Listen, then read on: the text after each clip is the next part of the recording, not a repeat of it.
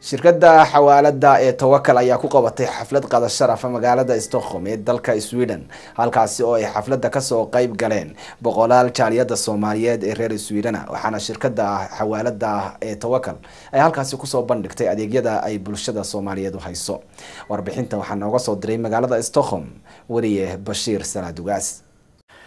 xaflad qada sharaf oo ay soo qaban qaabiyeen maamulka xawaalada Tawakkal ee wadankan Sweden ayaa lagu qabtay magaalada Stockholm iyadoona ay ahayd mid lagu soo bandhigay adeegyada cusub ee shirkaddu u hayso guud ahaan bulshada Soomaaliyeed. xafladan oo ay ka soo qayb galeen qaybaha bulshada magaalada Stockholm ayaa waxaa xubnihii ka soo qayb galay kamid ahaa gudoomiyaha guud ee wadamada Scandinavia Sheikh Maxamed Ibrahim Cheese waxaana uu sharaxaad guud ka bixiyay muhiimadda xafladdu ay ku saabsanayd iyo waxyaabaha ay bulshada u soo bandhigayaan isagoona si gooni ah ugu nuuxsaday adeegyada ay markaasi u fududeeyeen guud ahaan bulshada Soomaaliyeed ee daafaha caalamka joogta.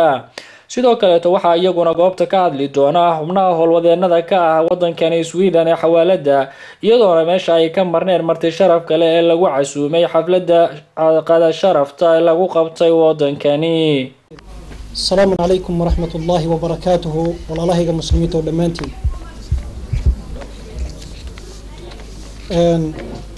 aad baan idinkaga mahad celinayaa runtii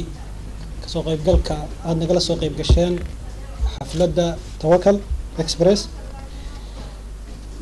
anagu waqtigiina iyo culayska iyo howlaha jazaakumullahu khayran wa barakallahu fiikum. sidoo kalena xafladan oo kale ay dhowr saac kadib ka dhacaysaa hablaha muslimaadka xaruntooda iyagana waxaan leeyahay jazaakumullahu khayran wa barakallahu fiikum. inta kadib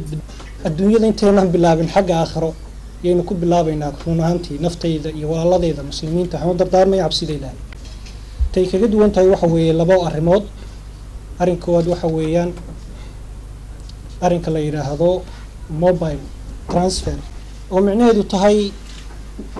qofkii oo gurigiisii jooga dukaankiisii jooga shaqadiisii jooga baa lacagta ay u dhacaysaa mobilkiisa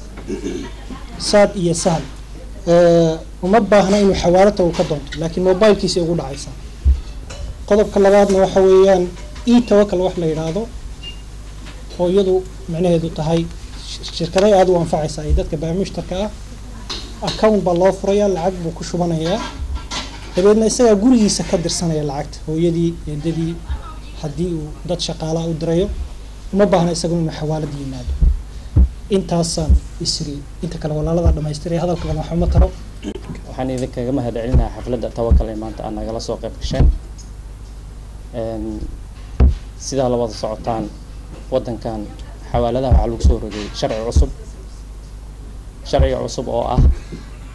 in la maro wadadeeda la maro sidii hore waa laga duway marka sharciyada cusubna waxa waajib uga ah inaan raacno habka Sweden u degsatay. marka inta badan hadaynu Soomaali nahay sharciyada waxa la moodaa inay xoogaa carqalad ku tahay laakiin wax dhib ma leh dhamaan waxa idinka wada codsanaynaa marka sharciga inaan wada dhowrno si ay adeegyada bulshada ay u socdaan. intaa waxaa sii dheer inay xawaaladu idin sameyn doonto qiimo dhimis 20% lacagaha dadkiina bursanaysaan ganacsigiina aad maaragtay ku kordhinaysaan inay 20% idin siin doonto maaragtay qiimo dhimis waqtiga Ramadaanka iyo bishan hadda oo maaragtay aan ku noo bilaaban doonto insha Allah hadii Ilaahay yiraahdo waxaad nooga faa'iideysan kartaan maaragtay faa'iidooyin badan oo aad u baahan tahay walaalo. waxaan u hadlaqayaa xawaalada sharafta leh iyo dadka hogaaminaya oo annagana fursaddan siiyay anigu inaan dacdayda halkan waan qarinayaa ka sheegay soo taagay halkan waa mahadsantahay horta waxa weeyaan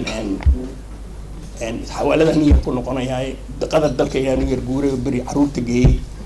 Soomaalida waxayna reer guuraabayna iska guurayna meel kasta waynu maraynaa. uga mahad celinaya dhammaan dadka Soomaaliyeed oo meesha fadhiya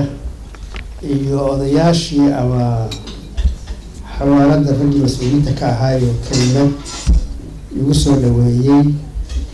aan filayo rag badan oo meesha fadhiya inuu igaga mudan yahay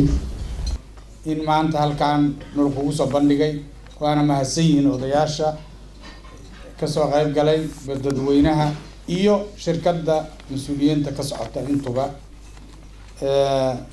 waxaan kaloo ku sii faraxsanahay qiimo dhimista.